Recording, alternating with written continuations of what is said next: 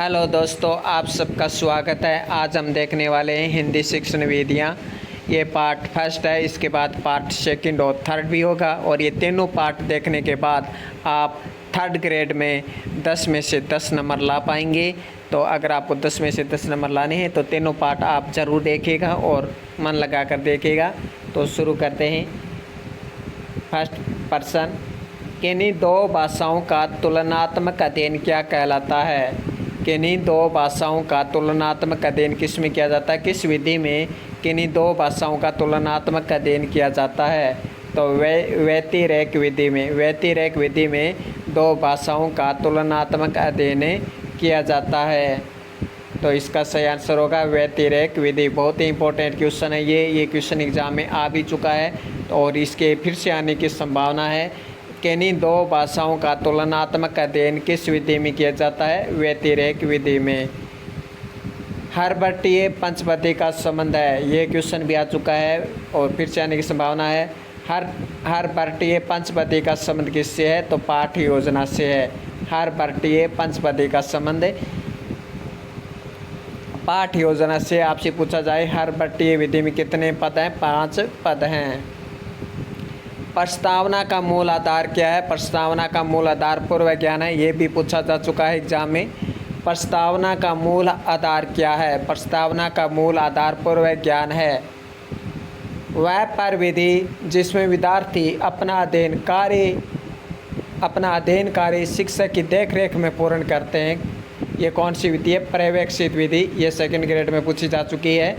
वह प्रविधि जिसमें विद्यार्थी अपना अध्ययन कार्य शिक्षक की देखरेख में पूर्ण करता है वो है पर्यवेक्षित विधि। यानी पर्यवेक्षित विधि क्या होता है कि विद्यार्थी अध्ययन कार्य करता है, स्वयं अध्ययन कार्य करता है और शिक्षक की देखरेख में पूर्ण करता है। ये छात्र केंद्रित विधि है पर्यवेक्षित विधि, ये भी याद रखिए। अगला क्वेश्चन देखिए। ध्वन्यात्मक विधि के प्रवर्तक हैं। ध्वन्यात्मक विधि के प्रवर्तक हैं, ये सेकंड ग्रेड, फर्स्ट ग्रेड और थर्ड ग्रेड तीनों में पूछा जा चुका है। बहुत ही इंपॉर्टेंट क्वेश्चन है कि ध्वन्यात्मक विधि के प्रवर्तक हैं। तो ध्वन्यात्मक विधि के प्रवर्तक है माइकल सेमर। कैसे याद रखें? माइक से क्या आती है? ध्वनि। माइक से क्या आती है? ध्वनि। तो ये एक बार तीनों में आ चुका है, उसके बाद ये क्वेश्चन रिपीट नहीं हुआ कभी। शायद सभी को ट्रिक पता चल गई होगी। तो ध्वन्यात्मक विधि के प्रवर्तक है माइकल सेमर। अगला क्वेश्चन,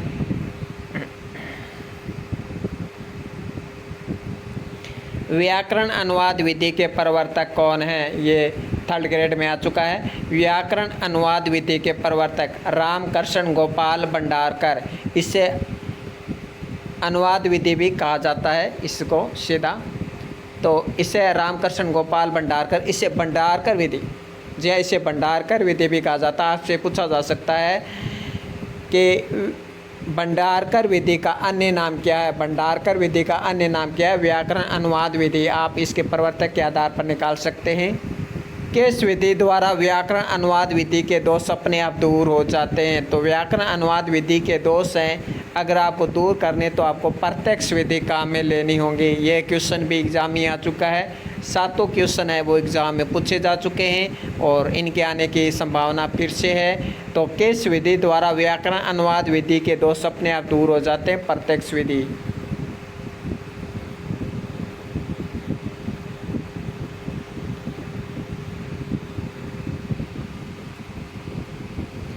अगला क्वेश्चन देखिए। प्रत्यक्ष विधि के प्रवर्तक कौन है? ये सेकंड ग्रेड में आ चुका। प्रत्यक्ष विधि के प्रवर्तक गोइन। प्रत्यक्ष विधि के प्रवर्तक कौन माने जाते हैं? गोइन। तो आपके सेकंड ग्रेड में प्रत्यक्ष विधि दे भी रखा है और ये क्वेश्चन आ चुका है प्रत्यक्ष विधि का सेकंड ग्रेड में, गोइन। संगठना परक विधि का अन्य नाम क्या है? देखिए, संगठना परक विधि के अन्य कौन कौन से नाम हैं आप ज़रूर याद रखिए। अक्सर पूछा जाता है क्वेश्चन कि निम्न में से इस विधि का दूसरा नाम क्या है? जैसे कि थर्ड ग्रेड में 2 क्वेश्चन पूछे जा चुके हैं, अन्य विधि का दूसरा नाम क्या है, इस तरह से। तो याद रखिए, संगठना परक विधि का अन्य नाम क्या है? सर्वभाषीय विधि। संगठना परक विधि का अन्य नाम है सर्वभाषीय विधि। अनुकरण परिसमरण विधि। अनुकरण परिसमरण विधि। भाषा संगठन विधि। भाषा वैज्ञानिक विधि। तो आपसे सीधा पूछा जाए कि संज्ञापरक विधि का संबंध किससे है, तो भाषा और भाषा से है। इकाई विधि के प्रवर्तक, ये थर्ड ग्रेड में पूछा जा चुका है कि इकाई विधि के प्रवर्तक कौन है, तो इकाई विधि के प्रवर्तक है मॉरिसन। और पाठ योजना किस विधि के आधार पर तैयार की जाती है, तो इकाई विधि के आधार पर पाठ योजना तैयार की जाती है, ये भी याद रखिएगा। तो इकाई विधि के प्रवर्तक मॉरिसन माने जाते हैं। बहुत ही इंपॉर्टेंट क्वेश्चन है, तीनों ही बहुत ज़्यादा इंपॉर्टेंट क्वेश्चन है। अभिक्रमित अनुदेशन विधि के प्रवर्तक, तो सिडनी एल प्रेसे, अभिक्रमित अनुदेशन विधि के प्रवर्तक सिडनी एल प्रेसे, ये सेकंड ग्रेड में पूछा जा चुका है कि अभिक्रमित अनुदेशन विधि के प्रवर्तक कौन है, सिडनी एल प्रेसे। किस विधि द्वारा छात्र शब्दकोश मानचित्र देखना सीख लेता है, ये थर्ड ग्रेड में पूछा जा चुका है कि किस विधि द्वारा छात्र शब्दकोश मानचित्र देखना सीख लेता है, तो शब्दकोश मानचित्र देखना सीख लेता वो है पर्यवेक्षित विधि। पर्यवेक्षित विधि वेरी इंपॉर्टेंट, क्योंकि पूछा जा चुका है कि किस विधि द्वारा छात्र शब्दकोश और मानचित्र का निरीक्षण करना सीख लेता है, तो वह पर्यवेक्षित विधि। संकोची बालकों के लिए कौन सा वाचन उपयुक्त है, तो संकोची बालकों के लिए कौन सा वाचन उपयुक्त है, ऑप्शन ए सहस्वर वाचन, ऑप्शन बी मौन वाचन, ऑप्शन सी समवेत वाचन, ऑप्शन डी अनुकरण वाचन। तो इसका सही आंसर हो जाएगा समवेत वाचन। तो संकोची बालकों के लिए समवेत वाचन उपयुक्त है, ये पूछा जा चुका है, बहुत इंपॉर्टेंट है। प्रदर्शन विधि में किस शिक्षण सूत्र का प्रयोग किया जाता है, तो प्रदर्शन विधि में मूर्त से अमूर्त सूत्र का प्रयोग किया जाता है। प्रदर्शन विधि में मूर्त से अमूर्त सूत्र का प्रयोग किया जाता है। अगला क्वेश्चन देखिए, ये थर्ड ग्रेड में पूछा जा चुका है कि शास्त्रीय विधि के प्रवर्तक कौन है, तो शास्त्रीय विधि के प्रवर्तक मारिया मोंटेसरी हैं। शास्त्रीय यानी मोंटेसरी विधि को ही शास्त्रीय विधि कहा जाता है, याद रखिए। तो शास्त्रीय विधि के प्रवर्तक कौन है, मारिया मोंटेसरी। दूसरी बात ये कि शास्त्रीय विधि के बारे में आपको थोड़ा विस्तार से भी जानना होगा, तो इससे संबंधित क्वेश्चन आएगा शास्त्रीय विधि से संबंधित आगे, तो आप समझ जाएंगे। बहुत ही इंपॉर्टेंट है ये शास्त्रीय विधि, और इसका प्रवर्तक भी बहुत ज़्यादा इंपॉर्टेंट है। दल शिक्षण की कार्य प्रणाली के सोपान कौन से हैं, तो नियोजन है, क्रियान्वयन है, मूल्यांकन है। ये दल शिक्षण की कार्य प्रणाली के सोपान है, नियोजन, क्रियान्वयन और मूल्यांकन।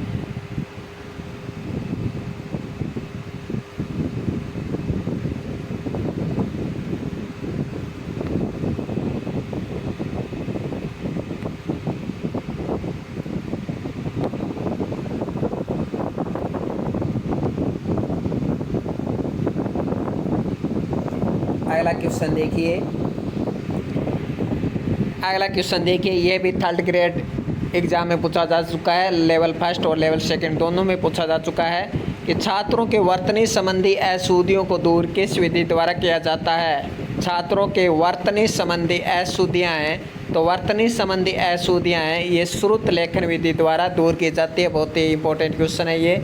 विषय वस्तु का निर्धारण करना, फिर शिक्षक द्वारा योजना बनाना, फिर प्रस्तुतिकरण करना, फिर सारांश प्रस्तुत करना, फिर मूल्यांकन करना आदि पद किस विधि से संबंधित हैं, तो ये व्याख्यान विधि से संबंधित है। व्याख्यान विधि में सबसे पहले योजना बनाई जाती है, व्याख्यान विधि में सबसे पहले विषय वस्तु का निर्धारण किया जाता है कि किस विषय वस्तु पर योजना बनानी है, इसका निर्धारण किया जाता है। फिर योजना बनाई जाती है, जैसे कि किसी पर व्याख्यान देना है, जैसे कि मान लीजिए पर्यावरण पर, एनवायरनमेंट, पर्यावरण पर व्याख्यान देना है, तो सबसे पहले ये तय किया जाता है कि हाँ कि पर्यावरण पर व्याख्यान देना। तो पर्यावरण पर व्याख्यान देना ये हो गया विषय वस्तु का निर्धारण करना। फिर योजना बनाई जाती है कि पर्यावरण पर किस तरह से व्याख्यान देना है, इसकी योजना बनाई जाती है। ऐसा नहीं कि पर्यावरण पर उल्ट सुल्ट कोई भी लाइन बोल दे, जैसा कि आजकल होता है कि कुछ भी बोल देते हैं कि पर्यावरण में हवा प्रदूषित हो रही है, साथ नहीं ऐसे वैसे, ऐसा नहीं बोला जाता। पहले योजना बनाई जाती है किस तरह से बोलना है, फिर उसका प्रस्तुतिकरण किया जाता है, और प्रस्तुतिकरण किस तरह करना है, तो ये तो दो तो पहले से निर्धारित हो जाते हैं कि विषय वस्तु का निर्धारण करना, उसके बाद योजना बनाना, ये तो पहले से हो जाता है। फिर शिक्षक मंच पर आता है और प्रस्तुतिकरण करता है, फिर उस प्रस्तुतिकरण का सारांश प्रस्तुत करता है, फिर सारांश प्रस्तुत करने के बाद उसका मूल्यांकन भी करता है कि वो किस तरह छात्र पर प्रभावी हो पाए, या छात्र उसे किस तरह से सीख पाए हैं, किस तरह अपने व्यवहार में ला पाए हैं या नहीं पाए हैं, तो इसका मूल्यांकन करता है। तो इसे ही व्याख्यान विधि कहते हैं। तो यह व्याख्यान विधि के चरण है, आप इन्हें याद रखिए। अगला क्वेश्चन बहुत ही इंपॉर्टेंट क्वेश्चन है और ये भी एग्ज़ाम में, सेकंड ग्रेड एग्ज़ाम में ये पूछा जा चुका है। सेकंड ग्रेड एग्ज़ाम में ये पूछा गया था कि उपसार विधि किस विधि का अन्य नाम है। उपसार विधि किस विधि का अन्य नाम है, तो रसास्वादन विधि का ही अन्य नाम है।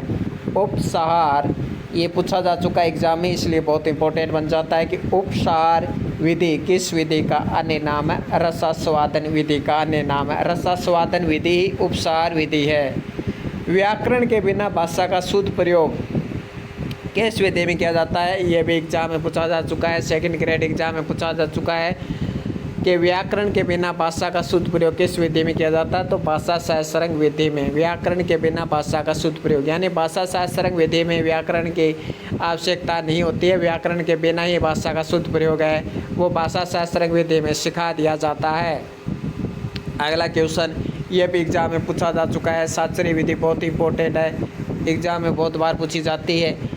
तो शास्त्रीय विधि का प्रयोग किस स्तर पर होता है। शास्त्रीय विधि है वो छोटे बालकों के लिए प्रयोग में ली जाती है, जिसे मारिया मोंटेसरी ने प्राथमिक स्तर के बालकों के लिए बनाई थी। तो शास्त्रीय विधि का प्रयोग है ये प्राथमिक स्तर पर किया जाता है, इसे मोंटेसरी विधि भी कहते हैं।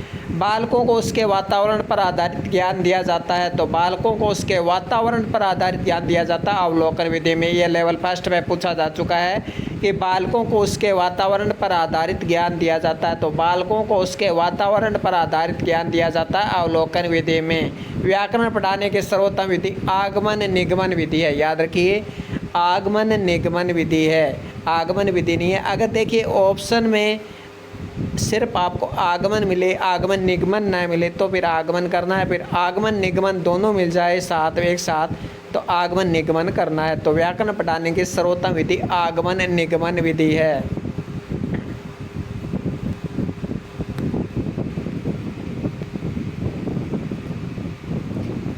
अगला क्वेश्चन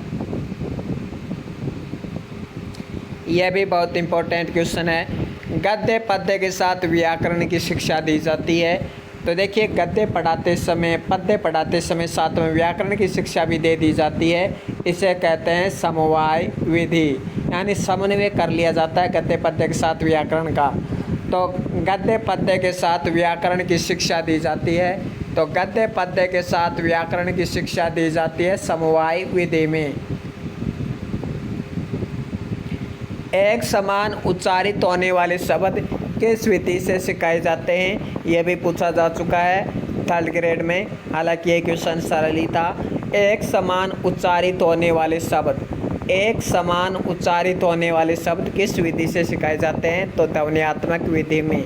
ध्वन्यात्मक विधि में एक समान उच्चारित होने वाले शब्द ध्वन्यात्मक विधि से सिखाए जाते हैं। अगला क्वेश्चन अधिगम अनुभव केंद्रित इकाई योजना में।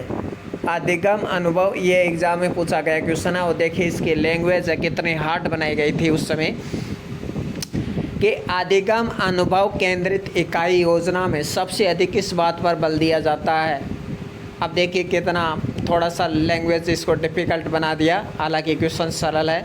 अधिगम अनुभव केंद्रित इकाई योजना में, यानी अधिगम है, उस अधिगम में जो अनुभव केंद्रित इकाई योजना है, यानी अनुभव केंद्रित कौन है, छात्र है। तो अधिगम अनुभव केंद्रित इकाई योजना में सबसे अधिक किस बात पर बल दिया जाता है, सबसे अधिक छात्र अनुक्रिया पर बल दिया जाता है। एग्जाम में क्वेश्चन पूछा गया है, याद रखिएगा, आ सकता है फिर से। गद्य पाठ के दूरस्थ शिक्षण में अधिक स्थान दिया जाता है, तो गद्य पाठ के दूरस्थ शिक्षण में अर्थबोध विधि का ध्यान दिया जाता है। जैसे कि गद्य पाठ है, गद्य पाठ का हम दूरस्थ शिक्षण कर रहे हैं, द्रुत गति से हम पढ़ रहे हैं, दूरस्थ शिक्षण करवा रहे हैं, तो दूरस्थ शिक्षण में अधिक ध्यान दिया जाता है वो अर्थबोध पर ध्यान दिया जाता है, अर्थबोध विधि पर। अब देखिए दूरस्थ शिक्षण भी करवा रहे हैं और अर्थबोध विधि पर भी ध्यान दिया जा रहा है, तो आप समझ सकते होंगे ये इंटेलिजेंट छात्रों को इंटेलिजेंट बनाने के लिए, तर्कशील बनाने के लिए, छात्रों को शिक्षण को प्रभावी बनाने के लिए ऐसा किया जाता है। भाषा शब्द की उत्पत्ति भाष शब्द से हुई है जिसका अर्थ है बोलना।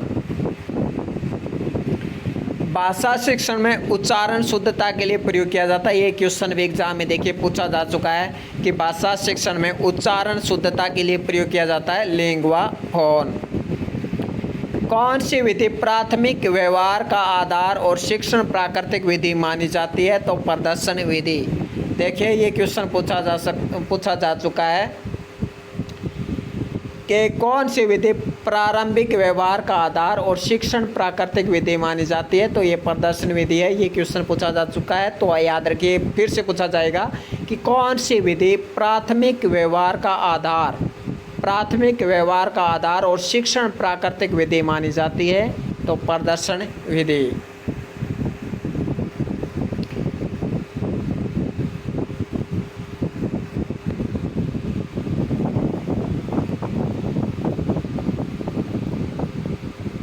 अगला क्वेश्चन देखिए, बिंब कितने प्रकार के होते हैं? ये लेवल फर्स्ट में पूछा जा चुका है कि बिंब कितने प्रकार के होते हैं। तो बिंब 4 प्रकार के होते हैं। श्रुति बिंब यानी सुनकर कोई बात ग्रहण करना, दृश्य बिंब यानी देखकर कोई बात ग्रहण करना, विचार बिंब किसी विषय पर विचार करना, और भाव बिंब किसी पद्य के भाव को समझना। तो ये बिंब 4 प्रकार के होते हैं, श्रुति बिंब, दृश्य बिंब, विचार बिंब और भाव बिंब। आपसे पूछा जाएगा कैसे कि निम्न में से कौन सा बिंब का प्रकार नहीं है, या पूछा जाएगा बिंब कितने प्रकार के होते हैं, तो याद रहना चाहिए। अगला क्वेश्चन देखिए, methods and techniques of teaching पुस्तक किसकी है? ये लेवल फर्स्ट में पूछा जा चुका है। और methods and techniques of teaching पुस्तक है लेवल फर्स्ट में पूछा जा चुका है, हालांकि इतना हार्ड क्वेश्चन लेवल फर्स्ट में नहीं पूछना चाहिए। S K Kochar, methods and techniques of teaching पुस्तक है, एस के कोचर की है।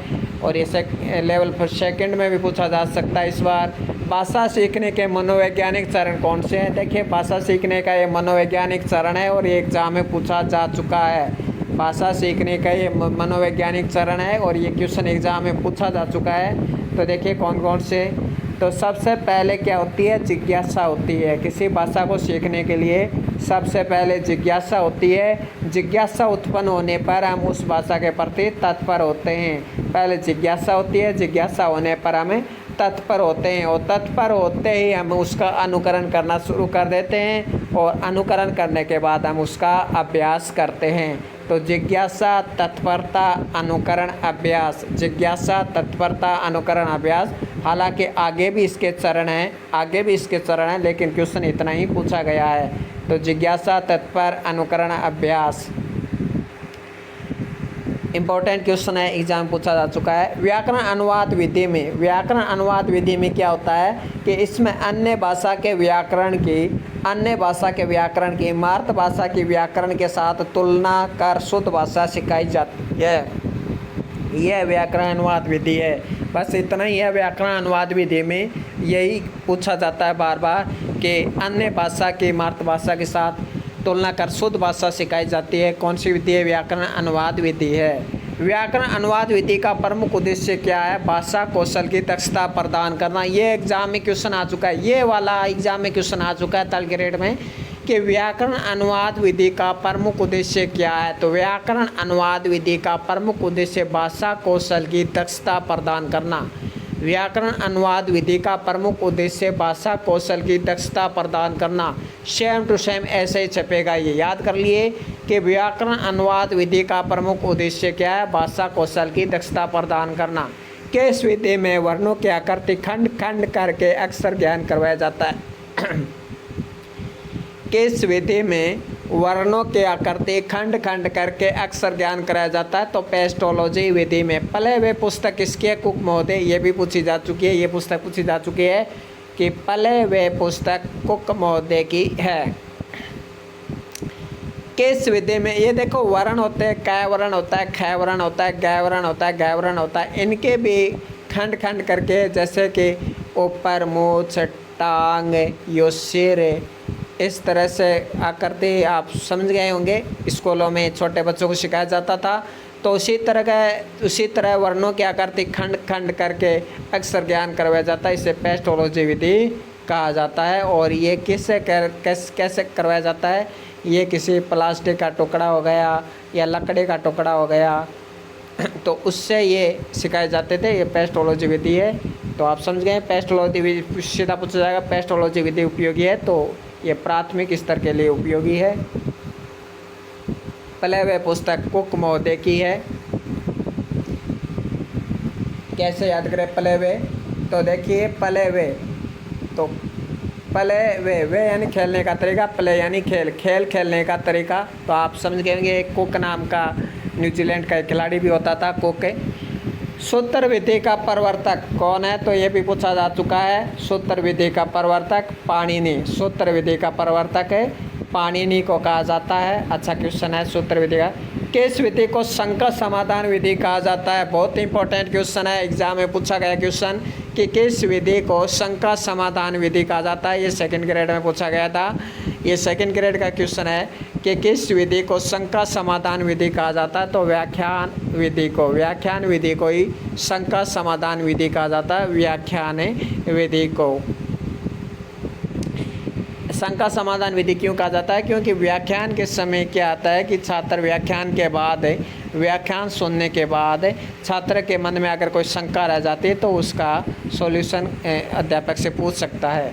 भाषा शिक्षण के सर्वोत्तम विधि, तो भाषा शिक्षण की सर्वोत्तम विधि, ये भाषा शिक्षण की सर्वोत्तम विधि है, जबकि आगमन निगमन विधि है वो व्याकरण की सर्वोत्तम विधि है। थोड़ा सा कंफ्यूज मत होना, कंफ्यूज होते ही आपके 2 नंबर कट हो जाएंगे, आप फेल हो जाएंगे। भाषा शिक्षण के सर्वोत्तम विधि प्रश्नोत्तर विधि है, याद रखना, बहुत ही इंपॉर्टेंट क्वेश्चन है। कंठस्थीकरण के साथ अवबोध पर बल किस विधि में दिया जाता, बहुत ही इंपॉर्टेंट क्वेश्चन, और सेकंड ग्रेड का ये क्वेश्चन है। जी हाँ, सेकंड ग्रेड में ये क्वेश्चन पूछा गया था कि कंठस्थीकरण के साथ अवबोध पर बल किस विधि में दिया जाता है। तो कंठस्थीकरण के साथ अवबोध पर बल किस विधि पर दिया जाता है, वाद विवाद विधि पर दिया जाता है। कंठस्थीकरण के साथ अवबोध पर बल किस विधि में दिया जाता है, तो वाद विवाद विधि में दिया जाता है। बहुत ही इंपॉर्टेंट क्वेश्चन है।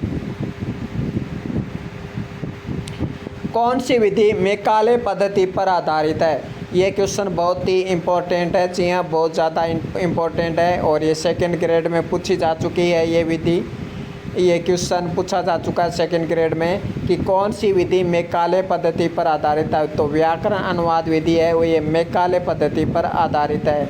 यहाँ पे आपसे पद्धति पूछी है, न कि अन्य नाम भंडारकर विधि कोई व्याकरण अनुवाद विधि कहते हैं।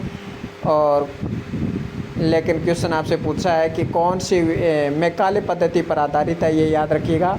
तो कौन सी विधि मैकाले पद्धति पर आधारित है, व्याकरण अनुवाद विधि, याद रखिएगा, वेरी इंपॉर्टेंट।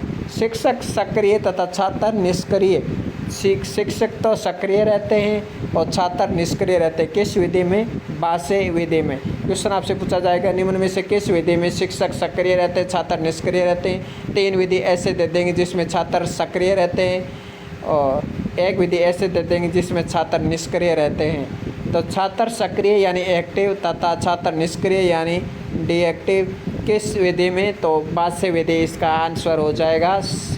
भाष्य विधि में शिक्षक सक्रिय रहते हैं और छात्र निष्क्रिय रहते हैं, भाष्य विधि इंपॉर्टेंट है। किस विधि में अध्यापक पाठ पढ़ाने से पूर्व उसे कथा के माध्यम से सुनाता है। और देखिए ये क्वेश्चन सरल है, और लेकिन ये सेकंड ग्रेड में पूछा गया है। सेकंड ग्रेड में पूछा गया था कि किस विधि में अध्यापक पाठ पढ़ाने से पूर्व, किस विधि में अध्यापक पाठ पढ़ाने से पूर्व उसे कथा के माध्यम से सुनाता है। तो यह कथन विधि, उसमें कथा नाम भी साथ में दिया हुआ था, तो इसलिए ज़्यादातर छात्रों ने कथन विधि कर दिया होगा।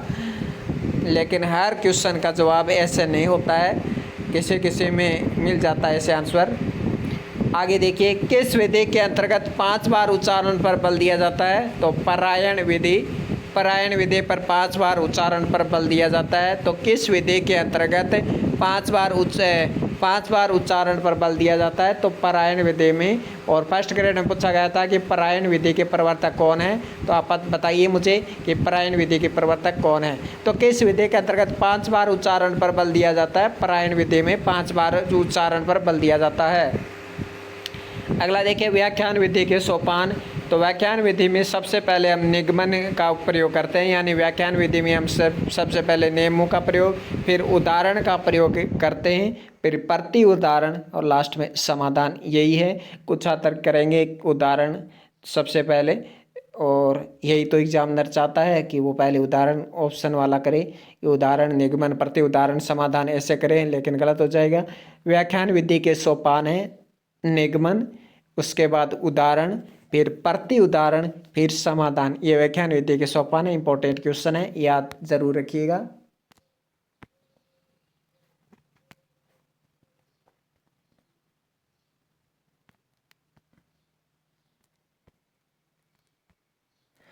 अगला क्वेश्चन देखिए, अध्यापक छात्र के मूल्यांकन की योजना किस विधि के आधार पर बनाता है? Very important question, very very important question. और ये 3rd ग्रेड में पूछा जा चुका है। जी हाँ, ये 3rd ग्रेड एग्जाम में पूछा गया क्वेश्चन है कि अध्यापक छात्र के मूल्यांकन की योजना किस विधि के आधार पर बनाता है? अध्यापक छात्र के मूल्यांकन की योजना किस विधि के आधार पर बनाता है? तो पाठ्य पुस्तक विधि के आधार पर अध्यापक छात्र के मूल्यांकन की योजना बनाता है। तो बहुत ही इंपॉर्टेंट क्वेश्चन है। वर्तमान शिक्षा के आधारशिला मेरुदंड किसे कहते हैं? तो वर्तमान शिक्षा के आधारशिला मेरुदंड किस विधि को कहा जाता है? पाठ्य पुस्तक विधि को। बहुत ही इंपॉर्टेंट क्वेश्चन है, याद रखिएगा। भाषा प्रयोगशाला विधि का प्रवर्तक भाषा प्रयोगशाला विधि का प्रवर्तक, ये भी एग्जाम में पूछा गया क्वेश्चन है कि भाषा प्रयोगशाला विधि का प्रवर्तक कौन है? देखिए 2 प्रवर्तक हैं, एक है लॉरेंस एम स्टालेरो। एग्जाम में क्वेश्चन पूछा गया था भाषा प्रयोगशाला विधि का प्रवर्तक कौन है, उसमें ऑप्शन में लॉरेंस एम स्टालेरो आया था। तो ये तो बहुत ज़्यादा इम्पोर्टेंट है, लॉरेंस एम स्टालेरो। इसके साथ ही इसके सहयोगी करता थे डैनियल डेविस, ये सहयोगी करता थे, और जो सहयोगी करता होता है वो भी प्रवर्तक ही माना जाता है, और उसे सह प्रवर्तक कहते हैं। क्या कहते हैं? सह प्रवर्तक कहते हैं। तो भाषा प्रयोगशाला विधि का प्रवर्तक कौन है? लॉरेंस एम स्टालेरो तथा डैनियल डेविस, दोनों ही हैं। अगर लॉरेंस एम स्टालेरो नहीं आता है और वहाँ पे डैनियल डेविस मिल जाता है, तो आपको डैनियल डेविस उसका उत्तर माना जाएगा। तो भाषा प्रयोगशाला विधि के प्रवर्तक अगर दोनों आ जाएं, तो दोनों में से पहले हम लॉरेंस एम स्टालेरो को इम्पोर्टेंस देंगे, क्योंकि डैनियल डेविस है इसके सहकर्ता हैं। निम्न में से नवीन विधि कौन सी है? बहुत ही अच्छा क्वेश्चन है, बहुत अच्छा क्वेश्चन है। निम्न में से नवीन विधि कौन सी है? ऑप्शन है प्रश्नोत्तर विधि, ऑप्शन ब पाठ्य पुस्तक विधि, ऑप्शन स भाष्य विधि, ऑप्शन द वाद विवाद विधि। अगर इन चारों में से हम देखें कि नवीन विधि कौन सी है, तो पाठ्य पुस्तक विधि ये नवीन विधि है। पाठ्य पुस्तक विधि कैसे नवीन विधि है? तो पाठ्य पुस्तक विधि ये बाद में काम में लेनी शुरू की थी, और इसे मेरुदंड भी कहा जाता है। आप ये मत समझने कि पाठ्य पुस्तक विधि यानी वो ये पढ़ तो यार किताब में पाठ्य पुस्तक विधि वो किताब से वो पढ़ाते हैं, ये तो बहुत पुरानी है, बहुत ही कई सालों से पढ़ा रहे हैं, ये तो पुरानी, ये नहीं होगा, ये नहीं होगा, फिर आपका सिलेक्शन ही नहीं होगा। तो देखिए निम्न से नवीन विधि है पाठ्य पुस्तक विधि, इसमें नवीन विधि है।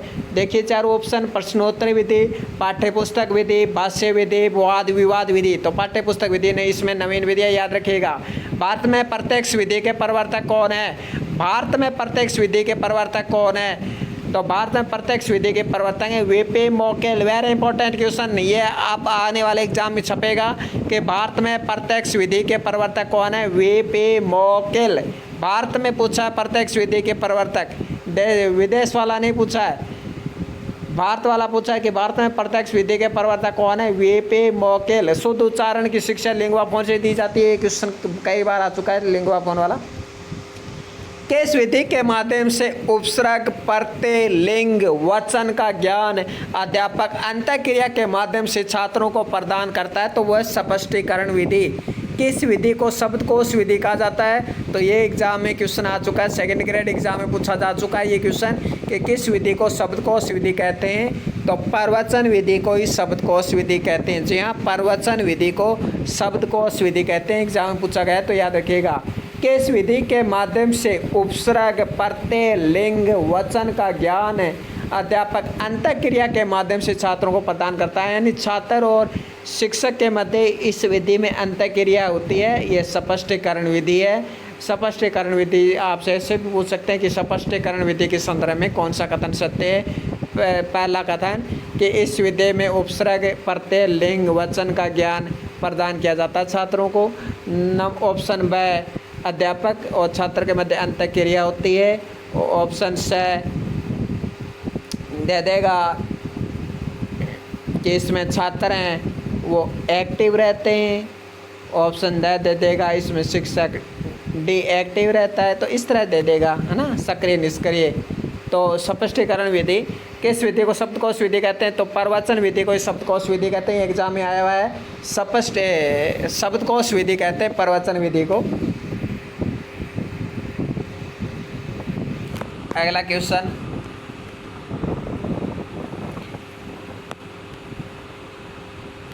अब हम किंडरगार्टन विधि के बारे में विस्तार पूर्वक पढ़ेंगे, क्योंकि किंडरगार्टन एक ऐसी विधि है जो एग्ज़ाम में बार बार पूछी जाती है। तो किंडरगार्टन विधि के बारे में हम विस्तार से पढ़ेंगे, न कि एक लाइन से काम नहीं चलेगा, सिर्फ इससे विस्तार से पढ़ना पड़ेगा। यह विधि छात्रों के आत्म केंद्रित क्रिया पर आधारित है। किंडरगार्टन विधि छात्रों के आत्म केंद्रित क्रिया पर आधारित है। किंडरगार्टन विधि में अक्षर ज्ञान के लिए चित्रों का प्रयोग किया जाता है। तो आपसे पूछा जाएगा कि निम्न में से किस विधि में अक्षर ज्ञान के लिए चित्रों का प्रयोग किया जाता है? तो वो किंडरगार्टन विधि हो जाएगा। ये क्वेश्चन पूछा जा चुका है, ये लेवल फर्स्ट में पूछा जा चुका है किंडरगार्टन विधि का, कि कहानी तथा नर्सरी गीतों के उच्चारण के माध्यम से कहानी तथा नर्सरी गीतों का उच्चारण है वो किस विधि से किया जाता है, करवाया जाता है छात्रों को? कहानी तथा नर्सरी गीतों के माध्यम से उच्चारण है वो किस विधि द्वारा करवाया जाता है? ऐसा क्वेश्चन पूछा गया था। इसका सही आंसर हो जाए किंडरगार्टन विधि। और यह भी पूछा जा चुका है कि किंडरगार्टन विधि किस स्तर के लिए उपयोगी है? तो ये प्राथमिक स्तर के लिए उपयोगी है। किंडरगार्टन विधि प्राथमिक स्तर के लिए उपयोगी है, यानी छोटी कक्षाओं के लिए उपयोगी है। किंडरगार्टन विधि में सामूहिक भावना तथा रचनात्मक शक्ति का विकास होता है। सामूहिक भावना का विकास होता है क्योंकि छात्र है वो समूह में कहानी सुनते हैं, नर्सरी गीतों का उच्चारण समूह में करते हैं। अक्षर ज्ञान का प्रयोग है वो चित्रों के माध्यम से करवाया जाता है, और अक्षर ज्ञान वो चित्रों के माध्यम से करवाए जाने के कारण उनमें रचनात्मक शक्ति का भी विकास होता है। तो रचनात्मक शक्ति का विकास कैसे होता है? तो रचनात्मक शक्ति का विकास छात्रों में किंडरगार्टन विधि से इस तरह से होता है कि ये विधि छात्रों के आत्म केंद्रित क्रिया पर आधारित है। यानी छात्र है ये आत्म केंद्रित रहकर क्रिया करते हैं, और अक्षर ज्ञान है वो चित्रों के माध्यम से सीख जाते हैं। ये इसलिए एक प्रकार का ये रचनात्मक शक्ति का विकास है। और सामूहिक भावना और रचनात्मक शक्ति का विकास होता है, ये सभी होता है इसमें। तो ये किंडरगार्टन विधि है, ये बहुत ही इंपॉर्टेंट है। कैसे कैसे प्रश्न पूछे जाएंगे? तो पहला तो ये प्रश्न पूछा जाएगा कि किंडरगार्टन विधि का निम्न में से कौन सा कथन सत्य है, कौन सा असत्य है? तो पूछा जाएगा असत्य, यह विधि छात्रों के आत्म केंद्रित क्रिया पर आधारित है। इस विधि में अक्षर ज्ञान के लिए चित्रों का प्रयोग किया जाता है। कहानी तथा नर्सरी गीतों से उच्चारण में सुधार किया जाता है। किंडरगार्टन विधि माध्यमिक स्तर के लिए उपयोगी है, नहीं माध्यमिक स्तर के लिए नहीं, प्राथमिक स्तर के लिए उपयोगी है। दूसरा क्वेश्चन बन जाएगा किंडरगार्टन विधि से कि किस विधि में अक्षर ज्ञान के लिए चित्रों का प्रयोग किया जाता है? निम्न में से किस विधि में अक्षर ज्ञान के लिए चित्रों का प्रयोग किया जाता है? किंडरगार्टन विधि हो जाएगा।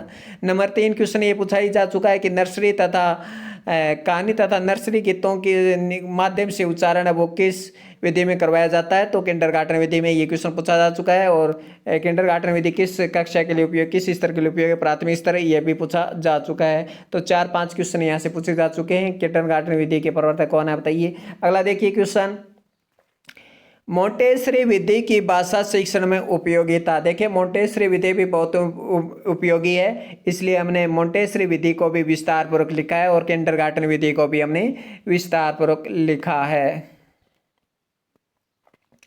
मोंटेसरी विधि की भाषा शिक्षण में क्या उपयोगिता है?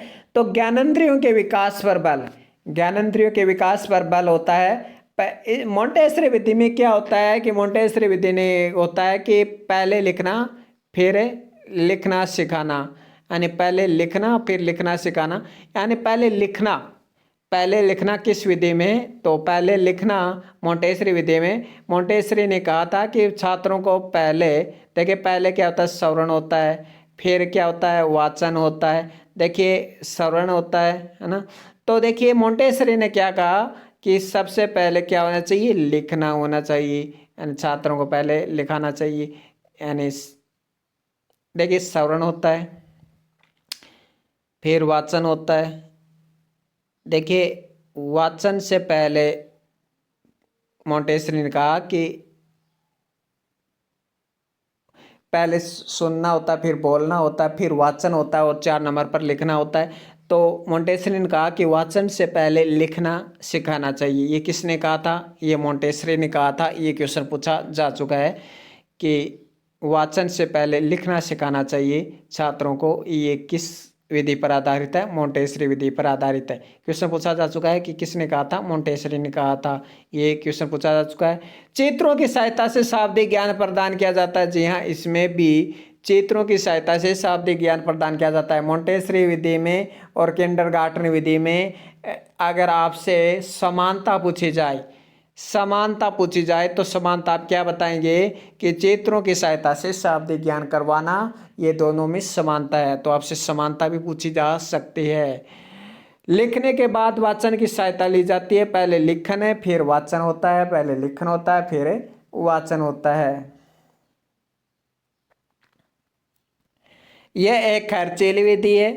देखिए मोंटेसरी विधि है, ये एक खर्चीली विधि है क्योंकि चित्रों की सहायता से इसमें शाब्दिक ज्ञान करवाया जाता है। और किंडरगार्टन विधि तो वो भी एक खर्चीली विधि है क्योंकि उसमें भी तो चित्रों के माध्यम से ही शाब्दिक ज्ञान करवाया जाता है। बहुत सारे चित्रों की आवश्यकता होती है और बहुत सारे चित्रों की आवश्यकता होगी, बहुत सारे पैसे भी लगेंगे। इस विधि में छात्र विभिन्न क्रियाओं द्वारा स्वयं करके सीखते हैं। विभिन्न क्रियाओं द्वारा छात्र स्वयं करके सीखते हैं मोंटेसरी विधि में। तो आपसे 4 कथन दे देंगे, फिर पूछ लेंगे कौन सा सत्य है कौन सा असत्य है। तो यह भी आपको याद रखना चाहिए।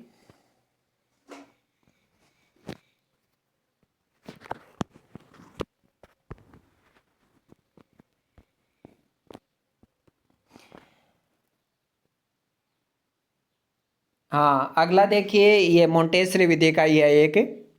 छात्रों में प्रश्नोत्तर ज्ञान के द्वारा शब्दकोश में वृद्धि की जा सकती है। छात्रों में प्रश्नोत्तर ज्ञान के द्वारा शब्द ज्ञान में वृद्धि की जा सकती है।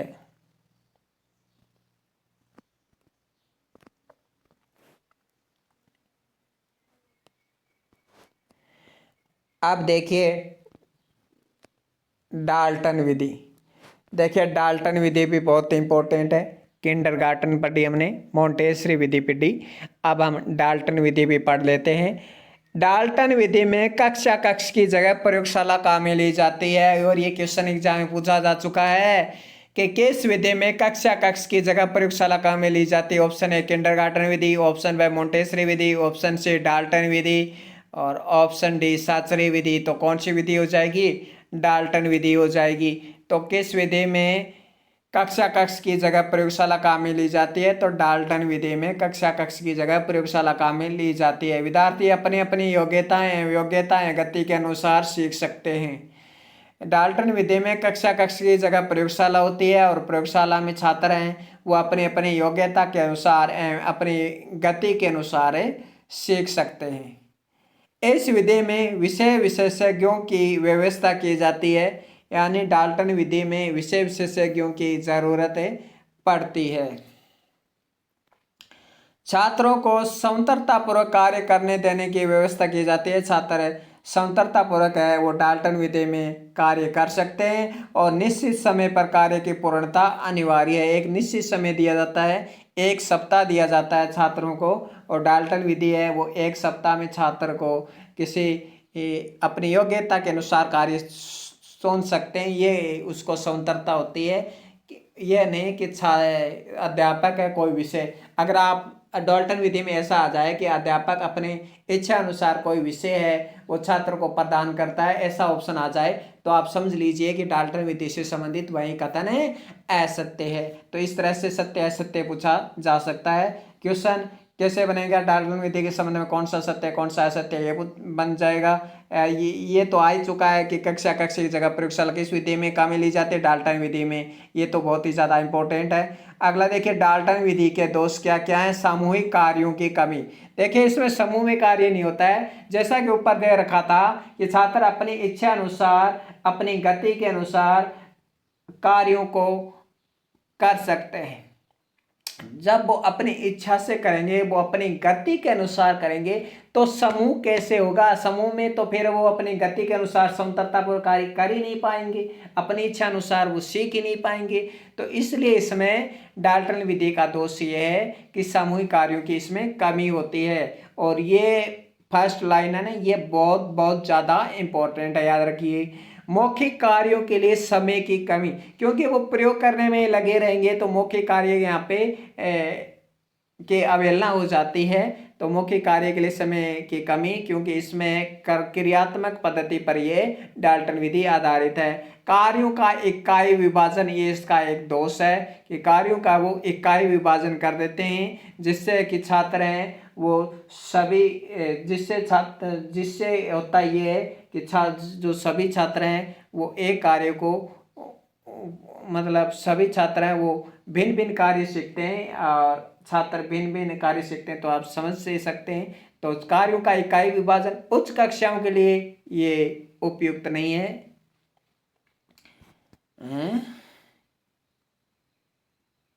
जी हाँ, ये प्राथमिक स्तर के लिए नहीं है, ये उच्च प्राथमिक स्तर के लिए भी नहीं है, ये प्राथमिक स्तर के लिए। किसके लिए? प्राथमिक स्तर के लिए है, क्योंकि उच्च कक्षाओं में तो समूह में कार्य तो करना ही होता है। और प्रायोगिक कार्य है वो उच्च प्राथमिक स्तर में क्या करते हैं, समूह में किया जाता है। लेकिन ये तो न तो प्राथमिक स्तर के लिए है न उच्च प्राथमिक स्तर के लिए। डाल्टन विधि है वो माध्यमिक स्तर के लिए है, ये आप याद रखिएगा। जैसे आप कह सकते हैं 6ठी से 8वीं कक्षा के लिए है ये डाल्टन विधि काम में ली जाती है। आगे देखिए, डेक्रोली विधि, यह भी इम्पोर्टेंट है। इसके बाद हम वेनेटिका विधि पढ़ेंगे, वो भी बहुत इम्पोर्टेंट है। ये विधियाँ बहुत इम्पोर्टेंट है। क्यों? मेरा मन कर रहा है कि इन 5 विधियों में से एक विधि आएगी। किंडरगार्टन विधि, डेक्रोली विधि। देखिए डेक्रोली विधि, देखिए डेक्रोली विधि मानसिक विकृति युक्त छात्रों के लिए उपयोगी। आपसे पूछा जाएगा कि निम्न में से कौन सी विधि मानसिक विकृति युक्त छात्रों के लिए उपयोगी है।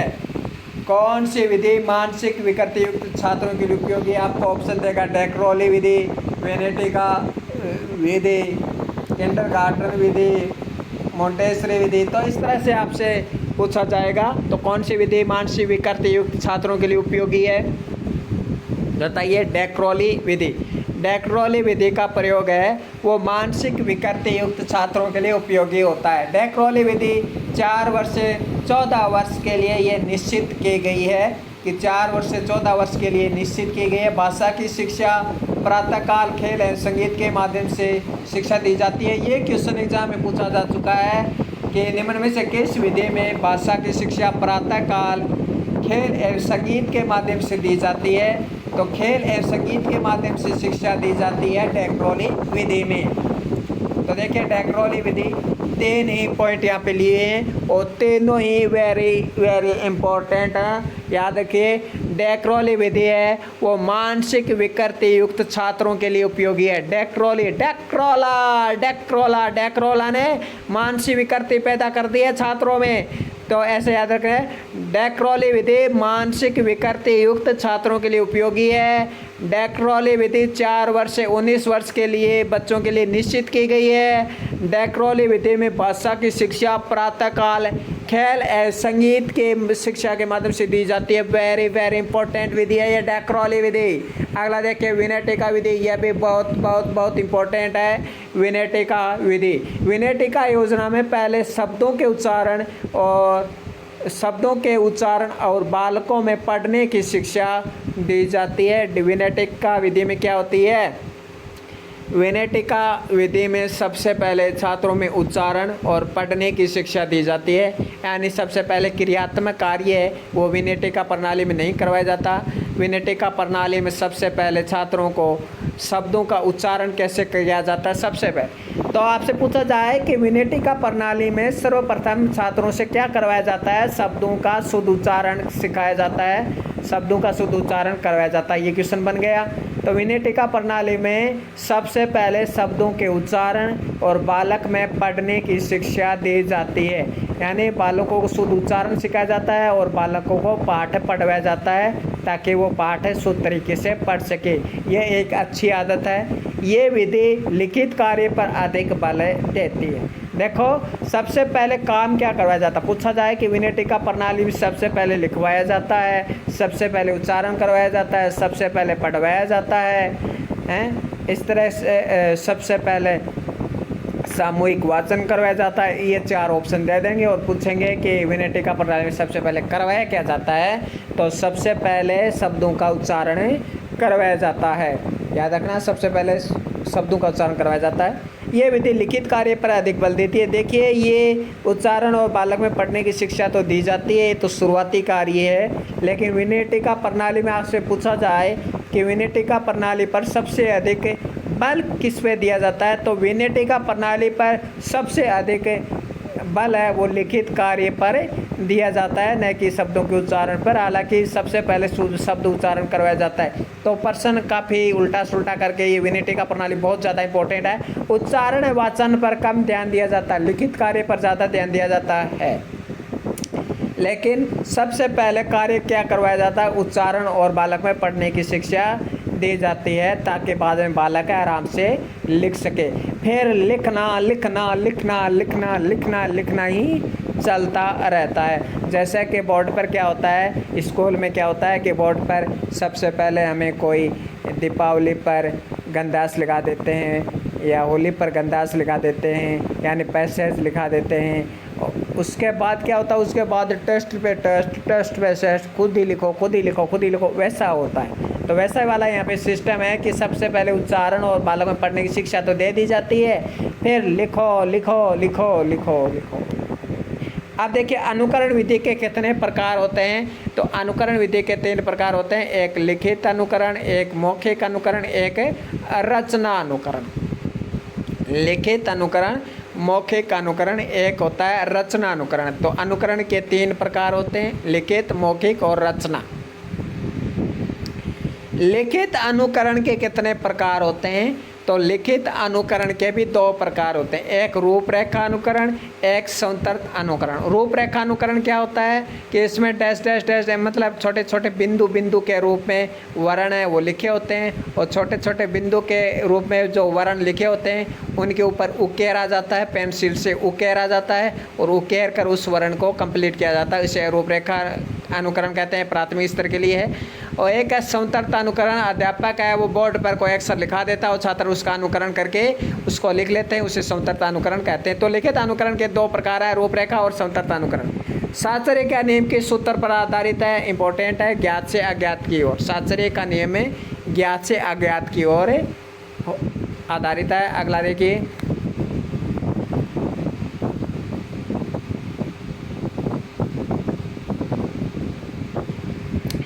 अगला क्वेश्चन है बहुत ही ज़्यादा इम्पोर्टेंट।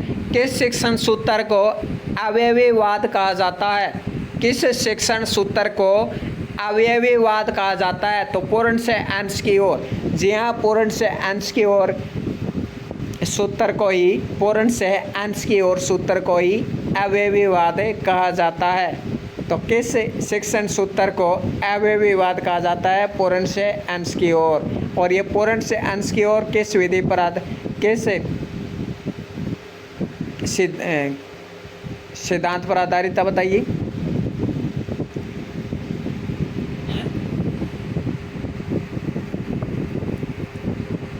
मौन वाचन का सर्वश्रेष्ठ वाचन कौन सा है? तो मौन वाचन का सर्वश्रेष्ठ वाचन है दूरत वाचन। मौन वाचन का सर्वश्रेष्ठ वाचन कौन सा है?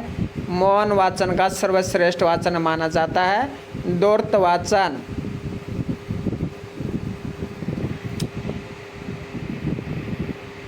भाषा शिक्षण में श्रेष्ठ वाचन कौन सा है?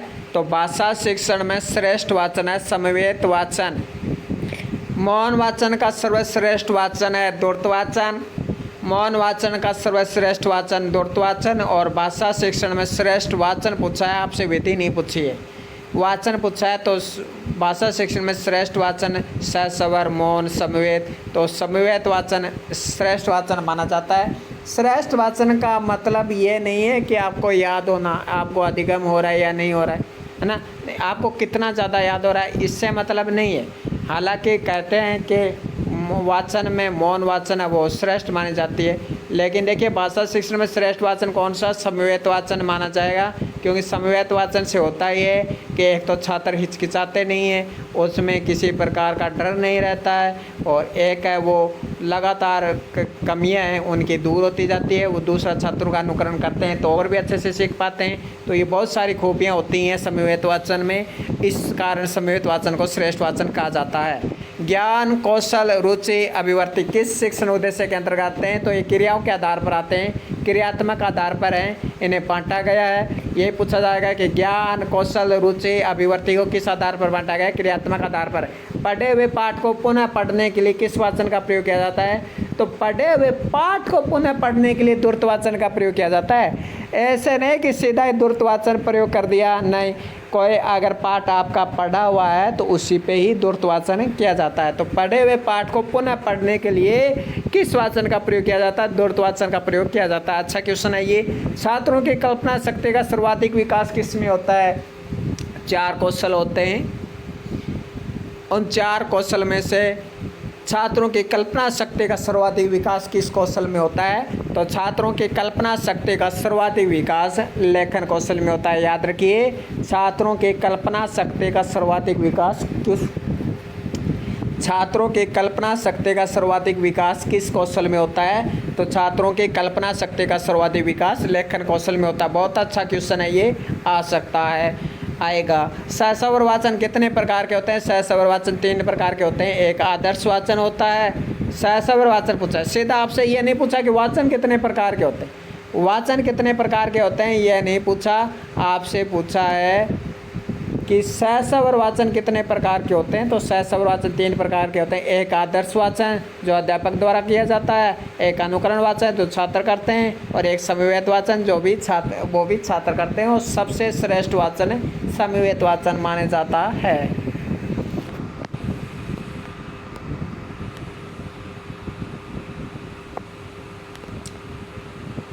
आगे देखिए, प्रवचन विधि के बारे में सत्य कथन छांटना है। अच्छा क्वेश्चन है।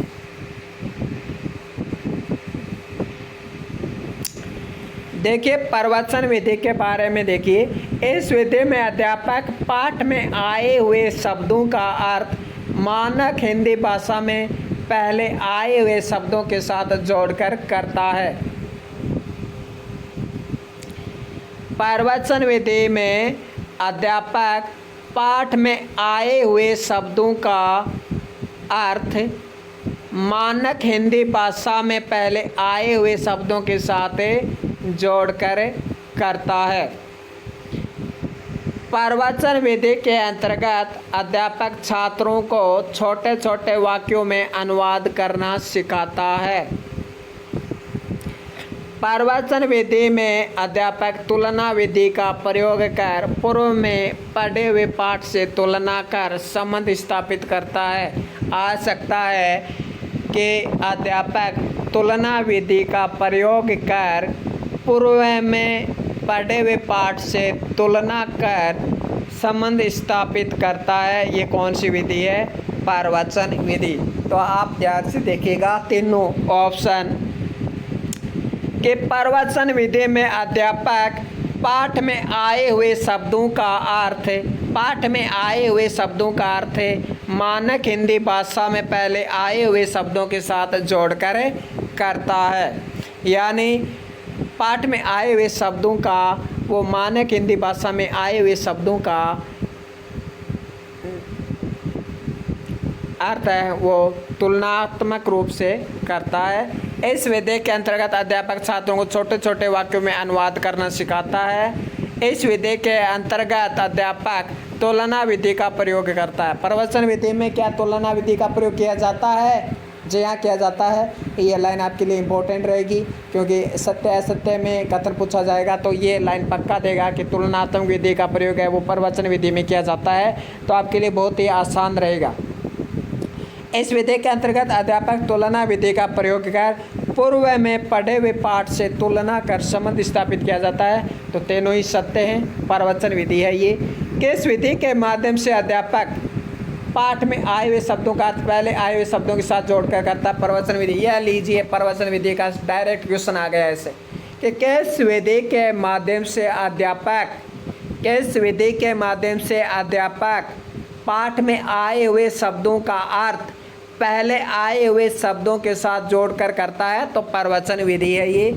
अगला देखिए, अगला क्वेश्चन, किस विधि के अंतर्गत अध्यापक किसी विशेष बिंदु पर संपूर्ण तथ्यों का संग्रह कर अनुवाद कार्य करवाता है? तो तथ्यानुवाद विधि। अच्छा क्वेश्चन है, लेकिन तथ्यानुवाद विधि के इस शब्द से आप इसको पकड़ सकते हैं। बस एक काम करना है, इसको 2 बार पढ़ लेना, एक बार पढ़ लिया, एक बार और पढ़ लेते हैं। किस विधि के अंतर्गत अध्यापक किसी विशेष बिंदु पर संपूर्ण तथ्यों का संग्रह कर अनुवाद कार्य करवाता है? तथ्यानुवाद विधि। अगला क्वेश्चन देखिए, अनुवाद शिक्षण की सर्वोत्तम विधि कौन सी? बहुत बहुत बहुत बहुत इम्पोर्टेंट क्वेश्चन है ये, और पूछा जा चुका एग्जाम में कि अनुवाद शिक्षण की सर्वोत्तम विधि कौन सी है। ये फिर से छपेगा इस बार। तो अनुवाद शिक्षण की सर्वोत्तम विधि है द्विभाषा विधि। द्विभाषा विधि है। खेल विधि के प्रवर्तक कॉल्डवेल कुक हैं, क्योंकि कुक नाम का एक न्यूजीलैंड का खिलाड़ी भी होता था। तो खेल विधि के प्रतिपादक यही हैं। ये विधि प्रत्यय पढ़ाने में, समास को समझाने में, ये विधि प्रत्यय पढ़ाने में, समास को समझाने में सर्वोत्तम विधि है। इस विधि के अंतर्गत शब्दों एवं प्रत्ययों को जोड़कर तोड़ा जाता है। ये विधि है अन्वय व्यतिरेक विधि। बहुत ही अच्छा क्वेश्चन है, और इसी तरह के क्वेश्चन मुझे लगता है इस बार एग्ज़ाम में 1-2 मिल जाएंगे। तो कंपटीशन है वो बहुत ही तगड़ा होने वाला भी। तो देखिए, ये विधि प्रत्यय पढ़ाने में, समास को समझाने में सर्वोत्तम विधि है। आपसे सीधा पूछा जाएगा, यही पूछा जाएगा कि कौन सी विधि प्रत्यय पढ़ाने में, निम्न में से कौन सी विधि प्रत्यय पढ़ाने में, समास को समझाने में सर्वोत्तम विधि है? अन्वय व्यतिरेक विधि। अन्वय व्यतिरेक विधि। अन्वय व्यतिरेक विधि में क्या होता है कि इस विधि के अंतर्गत शब्दों एवं प्रत्ययों को जोड़कर तोड़ा जाता है। यानी जोड़ तोड़ कर प्रत्यय समास समझाए जाते हैं, और ये अन्वय व्यतिरेक विधि है। और यही प्रचलन में आजकल हमें देखने को मिलते हैं। जैसे मान लीजिए व्याकरण, वैसे तो व्याकरण में आगमन निगमन विधि का प्रयोग किया जाता है, लेकिन क्या है कि अन्वय व्यतिरेक विधि है, हमें ज़्यादातर यही देखने को मिलती है वैसे तो। आगे देखिए, नाटक शिक्षण का मुख्य उद्देश्य क्या है? देखिए, नाटक शिक्षण है, इससे भी पढ़ लेना ज़रूरी है। नाटक शिक्षण का मुख्य उद्देश्य क्या है? संस्कारों तथा चरित्र का निर्माण करना। और यही क्वेश्चन एक बार आया था कि निम्न में से नाटक शिक्षण का मुख्य उद्देश्य क्या है? और ये ऑप्शन में ये लिखा हुआ था पहले लाइन कि संस्कारों तथा चरित्र का निर्माण करना, और यही था, बाकी अलग थे। तो ये ज़रूर याद रखिए, नाटक शिक्षण का मुख्य उद्देश्य है संस्कारों तथा चरित्र का निर्माण करना। जैसे नाटक में जितने भी कलाकार हैं उनकी छवि है वो हमारे मन में हो जाए, और उन्हीं के चरित्र का अनुसरण करें, जीवन दर्शन के प्रति तार्किक विकास करना। देखिए आजकल इस तरह से आने लगे हैं दो दो ऑप्शन वाले कि नाटक शिक्षण का मुख्य उद्देश्य क्या है, फिर ऑप्शन आएंगे। ऑप्शन ए संस्कारों तथा चरित्र का निर्माण करना, ऑप्शन बी जीवन दर्शन के प्रति तार्किक विकास करना, जीवन दर्शन के प्रति तार्किक विकास करना। ऑप्शन स में कुछ दे देगा और पूछेगा निम्न में से कौन सा असत्य है, तो ऑप्शन स है वो असत्य हो जाएगा। ऑप्शन द में दे देगा निम्न में से कोई नहीं। तो हम क्या करते हैं कि हमारी आदत खराब आदत है कि निम्न में से कोई नहीं, निम्न में से उपयुक्त सभी, ऑप्शन द पर सरकारी ऑप्शन पर चले जाते हैं और फिर हमारा गलत हो जाता है। नाटक विधि के बारे में सत्य कथन छांटिए। अच्छा क्वेश्चन है नाटक विधि। अब हमने नाटक शिक्षण का मुख्य उद्देश्य देख लिया। नाटक विधि के बारे में हम अच्छे से कंप्लीट पढ़ ही लेते हैं। कक्षा अभिनय विधि से छात्रों में उच्चारण की शुद्धता। नाटक विधि के अंतर्गत देखें तो एक होती है नाटक विधि में कक्षा अभिनय विधि। नाटक विधि कई प्रकार है। कक्षा अभिनय विधि, इस विधि में क्या होता है कि छात्रों में उच्चारण की शुद्धता आ जाती है। कक्षा अभिनय विधि में क्या होती है, छात्रों में उच्चारण की शुद्धता आ जाती है। आपसे पूछा जाए कि निम्न में से किस विधि से छात्रों में उच्चारण की शुद्धता, निम्न में से कौन सी नाटक विधि है वो सबसे श्रेष्ठ मानी जाती है छात्रों में उच्चारण की शुद्धता के लिए, तो वो हो जाएगा कक्षा अभिनय विधि। तथा इसमें दक्षता का विकास होता है, दक्षता आ जाती है उच्चारण शुद्धता की। छात्रों में व्यक्तित्व तथा तर्क शक्ति का विकास, छात्रों में व्यक्तित्व तथा तर्क शक्ति का विकास होता है। जी हाँ, ज़रूर होगा। नाटक विधि अगर कक्षा अभिनय विधि करवाई जाए तो कक्षा अभिनय विधि से छात्रों में व्यक्तित्व का विकास होगा, तर्क शक्ति का विकास होगा। हालांकि नाटक मंच विधि है, मंच विधि से भी तर्क शक्ति का विकास होता है और कक्षा अभिनय विधि से भी तर्क शक्ति का विकास होता है। रंगमंच विधि मनोवैज्ञानिक विधि है। जी हाँ, रंगमंच विधि मनोवैज्ञानिक विधि है, याद रखना। कई तो छात्र सोचेंगे रंगमंच विधि है तो मनोवैज्ञानिक विधि कैसे हो सकती है ना, मनोवैज्ञानिक विधि नहीं है। नहीं, ऑप्शन सही गलत है, ये लगाओ टिक इस पे और गवा दो 2 नंबर, हो जाओ पैर। तो उपरोक्त सभी है ये सत्य कथन है नाटक विधि के बारे में कि कक्षा अभिनय विधि से छात्रों में उच्चारण की शुद्धता आती है तथा दक्षता का विकास होता है। छात्रों में व्यक्तित्व तथा तर्क शक्ति का विकास होता है। रंगमंच विधि मनोवैज्ञानिक विधि है, ये सभी सत्य हैं। आइए हम अगला क्वेश्चन देखते हैं। अगला क्वेश्चन, रचना शिक्षण के उत्तम विधि है चित्र रचना विधि। तो रचना शिक्षण की कौन सी विधि सर्वश्रेष्ठ मानी जाती है, चित्र रचना विधि। और ये क्वेश्चन एग्जाम में आया था, उसमें चित्र रचना विधि को ही सही उत्तर माना गया था। तो इस आधार पर हम कह सकते हैं इसका उत्तर यही होगा। उपचारात्मक शिक्षण के उद्देश्य क्या हैं। देखिए उपचारात्मक शिक्षण से संबंधित एक क्वेश्चन आ जाता है, तो उपचारात्मक निदानात्मक से 2 क्वेश्चन भी आ जाते हैं कई बार, 10 में से 2 क्वेश्चन तो इन्हीं में से आ जाते हैं। टॉपिक बहुत अच्छा टॉपिक है ये। छात्रों में प्रतिस्पर्धा की भावना बढ़ना। छात्रों में उपचारात्मक शिक्षण का उद्देश्य क्या है, छात्रों में प्रतिस्पर्धा की भावना बढ़ना।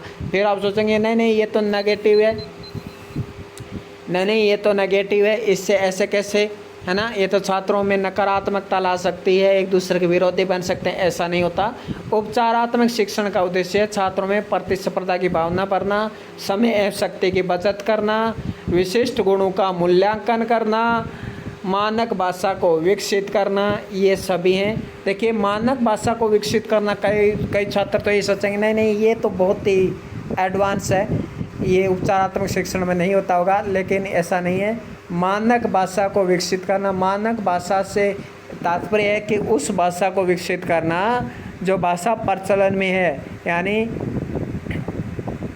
जो सरकार द्वारा, मतलब जो किसी विशिष्ट कवि लेखक, यानी जो भाषा मानक है यानी सही है, उस भाषा को विकसित करना उपचारात्मक शिक्षण का उद्देश्य है। कई बार छात्र क्या करते हैं कि साधारण भाषा का ही प्रयोग करते हैं, तो इससे काम नहीं चलता है। आपको पता है साधारण भाषा एक ऐसी भाषा होती है, मतलब साधारण बोलचाल नहीं चलता है, कई बार कहते हैं ना एकदम शुद्ध हिंदी बोलते हैं, किसी सीरियल आपने देखा हो शुद्ध हिंदी बोलते हैं और वो शुद्ध हिंदी किसी को समझ में नहीं आती है, तो उस शुद्ध हिंदी का ही प्रयोग करना छात्रों को सिखाना उपचारात्मक शिक्षण के अंतर्गत आता है। और अगर आप RS का एग्ज़ाम दे रहे हो तो आप पॉलिटी में जो भाषा लैंग्वेज लिखी होती है ओरिजिनल उसी को ही लिखना होता है, तभी आपको पूरे नंबर मिलते हैं। समय एवं शक्ति की बचत करना उपचारात्मक शिक्षण का उद्देश्य ये है कि छात्र बहुत सारा समय खराब कर देते हैं लिखने में, पढ़ने में, उच्चारण करने में, अपने बातों को अभिव्यक्त करने में हैं, और यहाँ तक कि प्रतिस्पर्धात्मक जो एग्ज़ाम होता है उसमें छात्र बहुत सारा समय खराब कर देते हैं। और उपचारात्मक शिक्षण के माध्यम से क्या होता है कि छात्र में इन सब का सुधार करते हैं और उपचारात्मक शिक्षण के माध्यम से छात्रों में समय एवं शक्ति की बचत की जाती है। कई तो ये सोचेंगे कि उपचारात्मक शिक्षण है तो इससे छात्रों में समय और शक्ति की समय उनका खराब ही होगा, समय ज़्यादा लगेगा, तो ऐसा नहीं है। समय ज़्यादा लगाने के लिए थोड़ी उपचारात्मक शिक्षण करेंगे, समय तो पहले ज़्यादा लगता था, सुधार करके छात्रों में सुधार किया जाता है ताकि वो समय की बचत कर सके। छात्रों में प्रतिस्पर्धा की भावना बढ़ना, यह भी उपचारात्मक शिक्षण का उद्देश्य है। चारों ही उद्देश्य विशिष्ट गुणों का मूल्यांकन करना भी है, तो ये उपचारात्मक शिक्षण के उद्देश्य हैं चारों याद रखना है, अपना दिमाग नहीं लगाना, चारों सही हैं और ये ओरिजिनल पुस्तक से लिए हुए हैं सभी, है ना, तो याद रखना। अगला क्वेश्चन, उदाहरण की व्याख्या तथा अनेक प्रयोग के आधार पर, उदाहरण की व्याख्या तथा अनेक प्रयोग के आधार पर व्याकरण के नियमों का ज्ञान करवाया जाता है विश्लेषण विधि में। उदाहरण की व्याख्या तथा अनेक प्रयोग के आधार पर, कई तो आगमन विधि पे चले जाएंगे, आगमन विधि नहीं करना है आपको विश्लेषण विधि करना है, क्योंकि इसमें दिया हुआ है कि उदाहरण की व्याख्या तथा अनेक प्रयोग के आधार पर। बताइए अनेक प्रयोग कहाँ होते हैं, आगमन विधि में नहीं होते ना, तो उदाहरण की व्याख्या तथा अनेक प्रयोग के आधार पर व्याकरण के नियमों का ज्ञान करवाया जाता है। कहे तो सोचे उदाहरण से नियम चल रहा है, ये तो ज़रूर आगमन विधि होगी, और गलत हो जाएगा, विश्लेषण विधि है क्योंकि इनमें प्रयोग भी किए जा रहे हैं। आगे देखिए, निम्न में से सहस्वर वाचन की शिक्षण विधि है। बहुत ही अच्छा क्वेश्चन है, बताइए निम्न में से, ये इस तरह का एक क्वेश्चन ज़रूर आपको मिलता है। निम्न में से सहस्वर वाचन की शिक्षण विधि है, सहस्वर वाचन की शिक्षण विधि कौन सी है? अर्थबोध विधि, प्रयोग प्रणाली जिसे नाटक शिक्षण भी कहते हैं, अक्षर बोध विधि या कोई नहीं, तो इसमें सहस्वर वाचन की शिक्षण विधि है अक्षर बोध विधि, सहस्वर वाचन की विधि है। प्रयोग प्रणाली तो हम देख सकते हैं ये प्रयोग पर आधारित, तो सहस्वर वाचन तो होता ही नहीं है इसमें। अर्थबोध विधि, इसमें अर्थ पर बोध पर ध्यान दिया जाता है, यानी अर्थ का बोध किया जाता है, यानी अर्थ समझ में आ जाए इस पर ध्यान दिया जाता है। तो इसमें सहस्वर वाचन कैसे होगा? सहस्वर वाचन करेंगे तो अर्थ पर बोध, यानी अर्थ का बोध कैसे हो सकेगा, ये भी याद रखिए। तो इसमें सही आंसर होगा अक्षर बोध विधि। तो थोड़ा सा दिमाग लगाइए कि इसका मीनिंग भी समझने की कोशिश कीजिए ताकि आप उत्तर तक पहुंच सके। मौखिक कौशल की शिक्षा, मौखिक कौशल की शिक्षा व अभ्यास के लिए सर्वाधिक उपयोगी एवं आकर्षक साधन है ग्रामोफोन। जी हाँ, लिंगवा फोन मत कर देना, लिंगवा फोन मत कर देना। लिंगवा फोन अलग होता है, ग्रामोफोन अलग होता है। लिंगवा फोन तो शुद्ध उच्चारण के लिए काम में लिया जाता है, जो कि एग्जाम में पूछा जा चुका है कि शुद्ध उच्चारण के लिए निम्न में से कौन सा काम में लिया जाता है। उसमें ऑप्शन था लिंगवा फोन, ऑप्शन ब ग्रामोफोन, ऑप्शन से tap recorder, option that television, ये ऑप्शन थे और माना क्या गया लिंगवा फोन, क्योंकि वो शुद्ध उच्चारण के लिए। लेकिन यहाँ पे को प्रश्न पूछा है कि मौखिक कौशल की शिक्षा व अभ्यास के लिए, मौखिक कौशल की शिक्षा एवं अभ्यास के लिए सर्वाधिक उपयोगी आकर्षक साधन कौन सा है? ग्रामोफोन। लिंगवा फोन मत कर देना, वो उच्चारण के लिए, यहाँ पे उत्तर होगा ग्रामोफोन। तो अच्छा क्वेश्चन है, और अक्सर सरल क्वेश्चन ही गलत हो जाते हैं, तो इस पे ध्यान रखिएगा। अगला क्वेश्चन है सत्य कथन वाले, और सत्य कथन से आप इस तरह के क्वेश्चन से बहुत लाभ होता है। बालक के वाचन संबंधी दोषों का निवारण अध्यापक अनुकरण के बाद, बालक के वाचन संबंधी दोषों का निवारण अध्यापक अनुकरण के बाद श्यामपट्ट की सहायता से दूर कर सकता है। कर सकता है क्या? कर सकता है। बालक के वाचन संबंधी दोषों का निवारण अध्यापक अनुकरण के बाद, यानी कहने का क्या मतलब है? अध्यापक कोई शब्द बोलता है, बालक उस शब्द को बोलते, जब अध्यापक को पता चलता है कि बालक इस शब्द में कोई त्रुटि कर रहा है, तो फिर वो बोर्ड पर लिखकर दिखाता है कि देखो मैंने जो शब्द बोला था वो ऐसा नहीं होता कि अध्यापक सबसे पहले बोर्ड पर लिखवाएगा, फिर अपने शब्दों में फिर वो अध्यापक उस शब्द को बोलेगा और छात्र अनुकरण करेंगे। ये तरीका गलत है। अगर ऐसा आता है तो फिर आपको उस